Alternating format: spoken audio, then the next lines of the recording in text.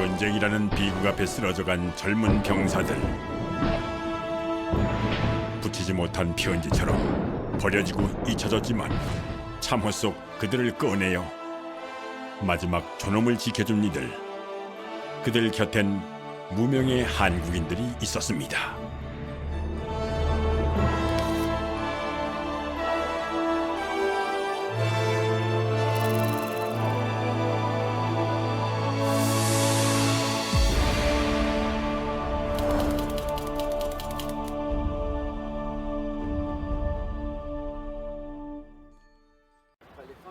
전 세계에서 수집된 프랑스 외교문서들을 보관하고 있는 랑뜨 외교문서 소장관. 이곳에서 마침내 오랫동안 잠들어 있던 비밀이 열렸습니다. 지금껏 단 한 번도 공개된 적이 없는 문서.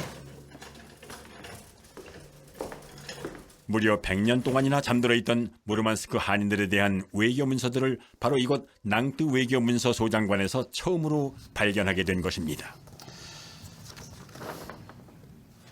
Alors nous avons donc ici ce dossier de la Commission interministérielle de l'immigration en 1919 où on trouve une demande d'émigration de Coréens qui sont stationnés à Mourmansk en Russie, qui arrivent à Édimbourg et qui souhaitent venir travailler en France. 혹한과 혁명의 혼란에서 겨우 빠져나온 한인들에게 프랑스는 너무나 단호했습니다.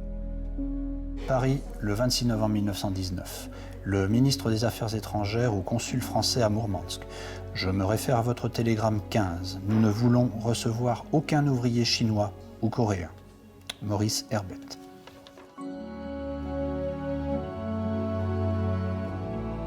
한국인을 절대 받아들이지 않겠다는 프랑스. 이토록 강경한 태도를 취했던 이유는 무엇이었을까요?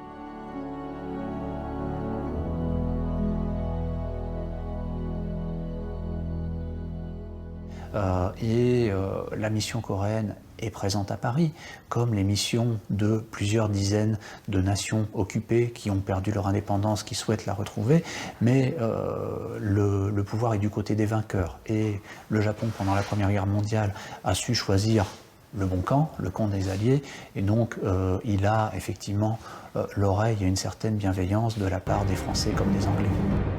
한인들이 쉬프에 도착한 때는 전쟁이 끝난 후였지만 제대로 묻지 못한 병사들의 시신이 참호마다 수없이 쌓여있던 상황. 쉬프의 한인들에게 가장 먼저 주어진 일은 그 시신들을 수습하는 것이었습니다. 비참하고 쓸쓸했을 병사들의 마지막을 존엄하게 지켜준 이들. 그들이 바로 쉬프의 한인들이었습니다. Extrêmement souffert de l'état de son pays, qu'il avait fui à cause de l'occupation japonaise. Il avait fait des actes de résistance anti-japonais qui l'ont obligé de fuir le pays, puisque j'ai cru dans ce qu'il a raconté qu'il avait été pourchassé par les Japonais. Et donc il a quitté son pays contraint et forcé.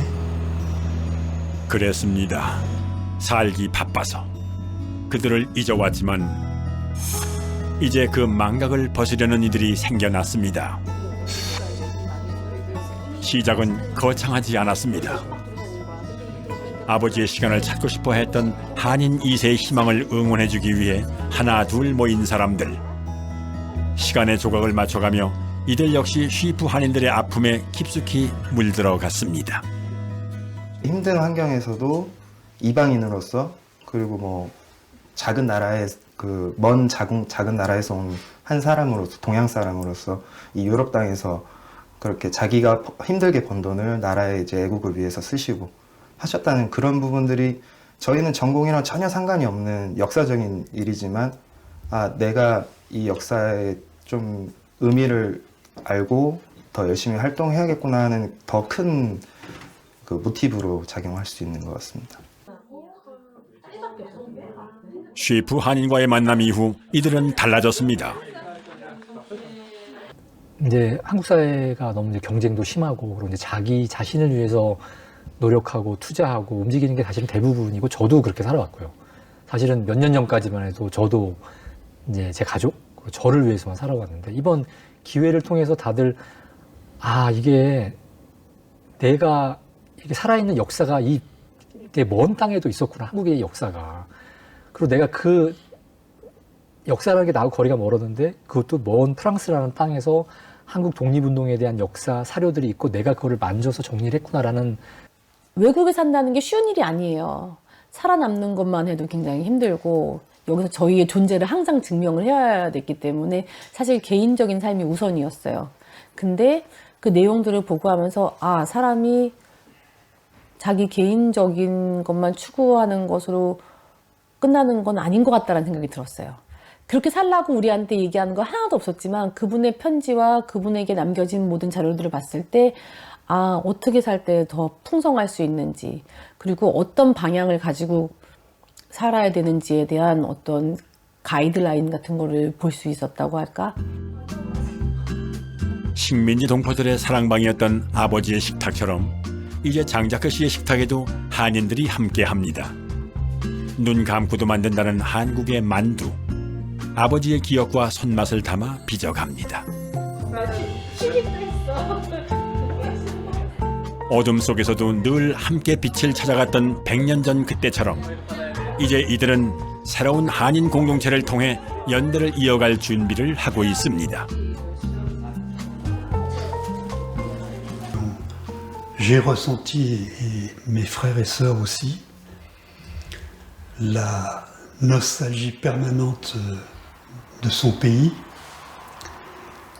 et le désir permanent de penser qu'un jour il retournerait dans son pays.